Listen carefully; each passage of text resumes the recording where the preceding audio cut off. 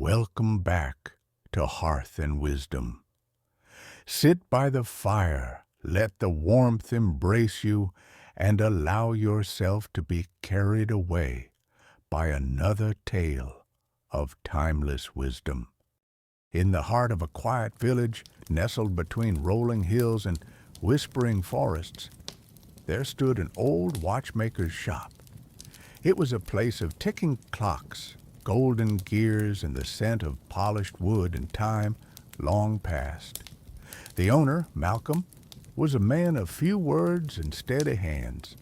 His eyes, though tired, held stories older than the clocks he repaired. Malcolm had lived alone for many years. Rumors said he had once been a brilliant inventor in the city, creating marvels for the wealthy. But one day, without warning, he vanished from the world of industry and retreated to this sleepy village. No one knew why. Some speculated it was heartbreak, others disgrace. But Malcolm never spoke of the past.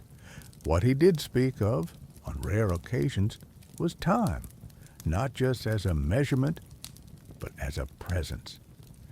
Time isn't just something that passes, he once told a curious boy. It's something we hold, lose, waste, or treasure. It shapes us even when we don't notice.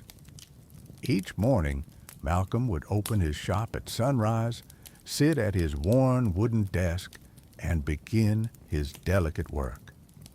People brought him old clocks, broken watches, heirlooms that had stopped ticking, and with patient fingers, he breathed life back into them. One winter evening just before closing, a young woman entered the shop. She carried a small silver pocket watch. It didn't look broken, just worn by years of being handled with care. "My grandfather's," she said softly. "It stopped ticking the day he passed. I'd like it to work again if possible." Malcolm took the watch in his hands and opened the back.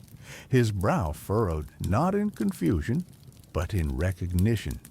Inside, etched faintly beneath the gears, were initials, his own. He remembered this watch. He had crafted it decades ago in the city, a custom piece, a gift for a friend who had fallen in love and wanted something special to mark the beginning of a new life. Malcolm had poured his soul into that watch, unaware it would one day return to him in silence. He looked up at the woman, and something in her face, her eyes perhaps, tugged at an old ache.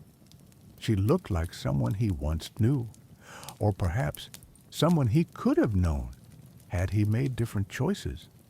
He worked on the watch that night, long after the shop had closed.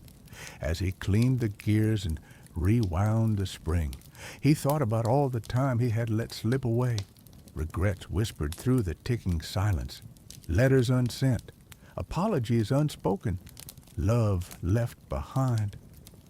By morning, the watch ticked again. He polished the silver gently, then wrapped it in soft cloth.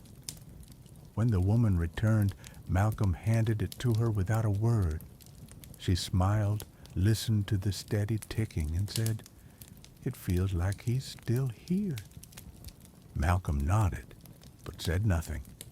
After she left, he stood by the window, watching snow fall softly onto the street.